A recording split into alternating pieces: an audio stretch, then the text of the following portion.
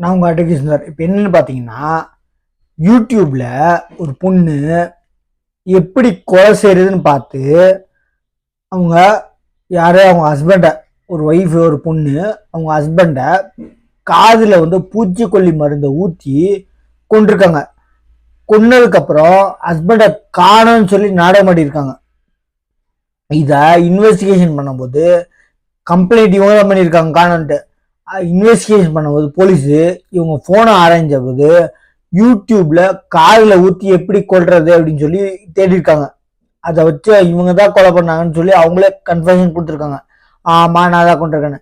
அதனால இப்போ ஜாஸ்தி ஆயிடுச்சு. அதாவது இல்லீகல் அஃபேர், திருமணம் தாண்டி உறவு.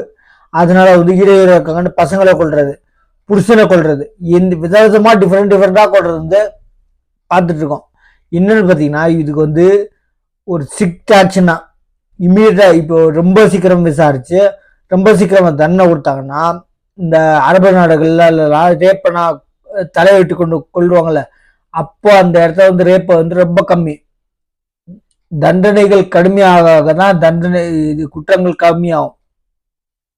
இப்போ உங்களுக்கு இப்போ ரீசெண்டாகவே எனக்கு ஒரு ஜட்ஜ்மெண்ட் பிரபலமானது. இந்த மாதிரி தண்டனைகள் ஒரு 4-5 என்னன்னு பார்த்தீங்கன்னா, இந்த மாதிரி குழந்தைய கொண்டது, அதாவது திருமணம் தாண்டி வரதுனால ஒரு பிரியாணி அபிரவி, அப்புறம்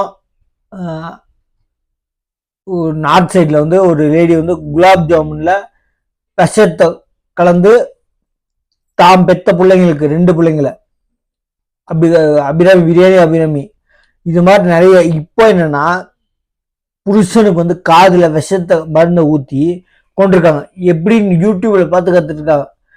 அதாவது சோசியல் மீடியாவில் நல்லதும் இருக்குங்க, கெட்டதும் இருக்கு. இன்க்ளூடிங் ஃபேஸ்புக்கு, இன்ஸ்டாகிராமு, யூடியூபு, இந்த மாதிரி நிறைய சோசியல் மீடியா இருக்கு.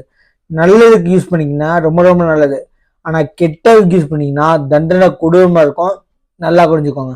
இப்போ உங்களுக்கு தெரியும், கர்நாடகா எம்பி பிரஜ்வல் ரேவண்ணா ஆக்சுவலி 4 கேஸோ 5 கேஸோ ஃபைல் இருக்கு அவன் மேலே. என்னன்னு பார்த்தீங்க, ஒரு கேஸில் மட்டும்தான் தண்டனை, சாகும் வரைக்கும் சிறை தண்டனை. சுப்ரீம் கோர்ட் போனாலும் மிச்ச கேஸுக்கெல்லாம் தண்டனை ஆகும்போது எல்லா கேஸுக்கும் சுப்ரீம் கோர்ட் போக முடியுமா? கண்டிப்பாக காசு இருக்கு, போனாங்கன்னா கம்மி விடுதலை ஆகாது. அதாவது அவனுக்கு ஒரு கேஸில் மட்டும்தான் தண்டனை இருக்கு. அந்த ஒரு கேஸ்லையுமே வீடியோ எடுத்ததுக்கு, கொடும் பண்ணதுக்கு, கண்டினியூஸா பாலியல் வன்முறை பண்ணதுக்கு, அதை மிரட்டினது, அந்த விஷயத்தை வெளில போய் சொல்லாம இருக்கிறதுக்கு மிரட்டினதுக்கு தண்டனை பல விதமா தண்டனை கொடுத்துருக்காங்க. 10 வருஷம், 20 வருஷம், 3 வருஷம், அப்புறம் சாகர வரைக்கும் தண்டனை, சிறை தண்டனை. இப்படிதான் சுப்ரீம் கோர்ட் போனாலும் விடுதலை கண்டிப்பா ஆக மாட்டான். குறைஞ்சபட்ச தண்டனை ஒரு இந்த மாதிரி சின்ன சின்ன விஷயம் இருக்குல்ல, 20 வருஷம், அதுல ஒரு 5 வருஷம் கம்மி பண்ணலாம். பட் ஆனால் சாகர வரைக்கும் ஜெயில் எனக்கு தெரிஞ்ச வரைக்கும் கம்மி பண்ண முடியாது அப்படின்னு நினைக்கிறேன். சான்ஸ் இருக்கு. கம்மி பண்ணாலும் விடுதலைக்கு சான்ஸே இல்லைங்க, விடுதலைக்கு சான்ஸே இல்லை. அவங்க போய் நான் பார்க்கணும் அப்படின்னா இந்த மிச்ச சின்ன சின்ன தண்டனை இருக்குல்ல, 3 வருஷம், இது கம்மி பண்ணலாமே தவிர இந்த சாகர வரைக்கும் இந்த சிறை தண்டனை கம்மி பண்றதுக்கு வாய்ப்புகள் ரொம்ப ரொம்ப கம்மி. இல்லைன்னு சொல்ல, வாய்ப்புகள் ரொம்ப ரொம்ப கம்மி.